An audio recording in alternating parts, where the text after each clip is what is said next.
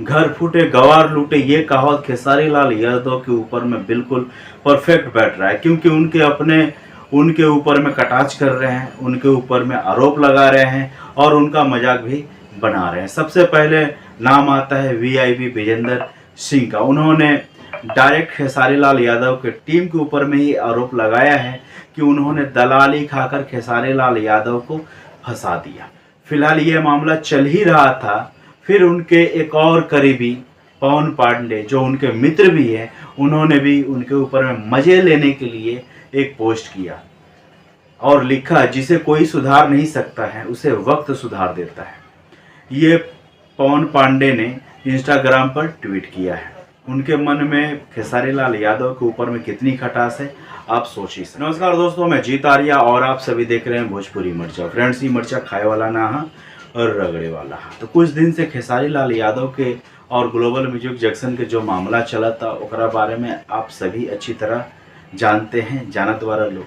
तो ओमे जो दलाली लेवे वाला बात वीआईपी विजेंद्र सिंह पवन पांडे मजाक लेवे खातिर, चुटकी लेवे खातिर खेसारी लाल यादव के ऊपर में वो ट्वीटो कर दिले और फिलहाल अभी ये मामला कोर्ट में लंबित बा। अखिलेश कश्यप एगो पोस्ट के जरिए ही कहत रहन कि खेसारी लाल यादव के जल्दी वापसी हुई।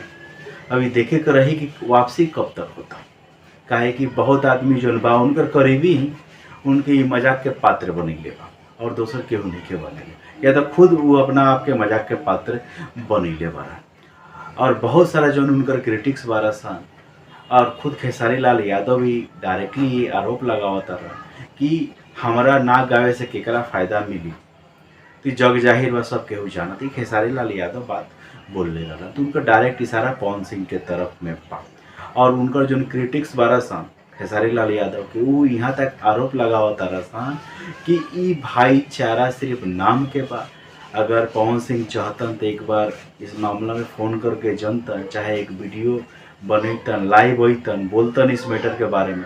लेकिन अभी तक पवन सिंह एक बार भी ई मामला के ऊपर में कोनो बयान निखन देले और चर्चा निखन कैले और ना खेसारी लाल यादव के फ़ोन करके पूछ ले बारा। और जहाँ तक बा ये बात सही भी है।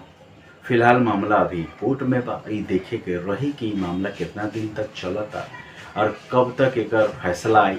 खेसारी लाल यादव का ग्लोबल म्यूजिक जंक्शन के साथ में काम करिहन कि ना करिहन, ये देखे वाला बात रहे। लेकिन अफवाहों के बाजार अभी काफ़ी गर्म बा, जेकरा जौन मन में आवता ओकरे ऊपर में वीडियो बना देता, ओकरे चर्चा करता। तो चलिए फ्रेंड्स, अगला वीडियो में फिर से मुलाकात हुई। जय भोजपुरी, जय हिंद।